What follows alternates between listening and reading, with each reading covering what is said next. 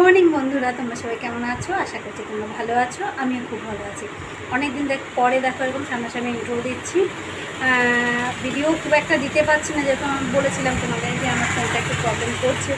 আজ আগে তাও কম কম দিচ্ছি, একটু ছোটোখাটো দিচ্ছি। তোমরা আমার সঙ্গে থেকো, আমাকে কিন্তু ভুলে যেও না তোমরা কম ভিডিও দিচ্ছি বলে। অবশ্যই আমার পাশে থেকো, যেমন আমার পাশে থেকে এসেছো, আমাকে ভালোবেসেছো, সেরকমভাবে আমার পাশে থাকো। চলো আজ সারাদিন কী কী করি না করি সবটা তোমাদের সাথে শেয়ার করবো। দেখতে থাকো আমার ব্লগটা।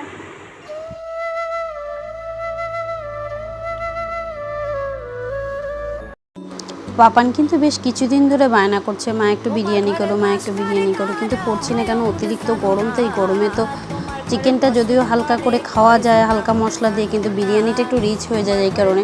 কিন্তু ওর বায়না আর মানে থামছেই না, যেহেতু দিদি বাড়িতে আর একটু সুযোগ পেয়ে গেছে। তাই দেখো বিরিয়ানির জন্য আমি ভাতটাও বসিয়ে দিয়েছি, চালটা ভিজিয়ে রেখেছিলাম। আর আমার চিকেনটাও মোটামুটি কষানো হয়ে গেছে, বেরেস্তাটা তৈরি করে ফেলেছি। এবার গুছিয়ে নিয়ে এবার সব কিছু দিয়ে মশলাপাতি নিয়ে আলুটাও ভাজা হয়ে গেছে আমার। এবার গোলাপ জল, কেওড়া জল, আতর দিয়ে এটাকে মিশিয়ে নিই, তৈরি হয়ে যাবে আমার বিরিয়ানি। দেখো চিকেন বিরিয়ানি তৈরি করে চলে আসলাম লাঞ্চের টেবিলে। এভাবেই বিরিয়ানিটা আমি গুছিয়ে নিয়েছি। আর আমি একটা বিরিয়ানির হাঁড়ি কিন্তু কিনেছিলাম বন্ধুরা, কিন্তু সেই হাঁড়িটা এতটাই বড় যে ঘরোয়াভাবে বিরিয়ানি করতে একটু অসুবিধা, যেই কারণে এইটার মধ্যে আমি করি, ভীষণ সুন্দর হয় আমাদের পরিমাণ মতো। আর করে নিয়েছিলাম দেখো একটু রায়তা।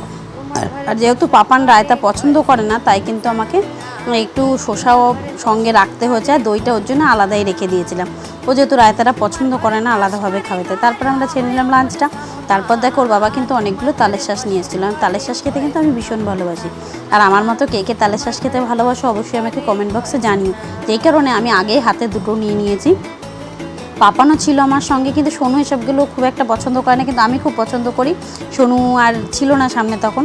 আর আমার কিন্তু যেহেতু মানে একটু বাইরে কাজ হচ্ছে, বাথরুমের কাজটা, আর ঘরটা কিন্তু ভীষণ অগোছালো হয়ে রয়েছে বন্ধুরা, কিছু মনে করো না তোমরা, যেহেতু ঘরের মধ্যে দরজাটা কাটা হবে।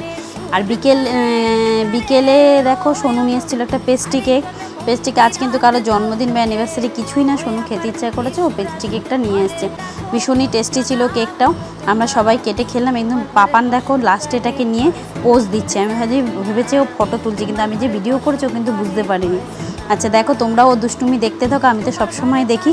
আর ভিডিওটা কেমন লাগলো অবশ্যই জানিও, ভালো লাগলে অবশ্যই একটা লাইক, কমেন্ট ও শেয়ার করো। আর এভাবে আমার পাশে থেকো, তোমরাও সবাই সুস্থ থেকো, ভালো থেকো এবং সাবধানে থাকো। দেখা হচ্ছে পরবর্তী ভিডিও, তোমরা আমার পাশে থাকবে এটাই আশা করব। এখানেই শেষ করছি, বাই বাই।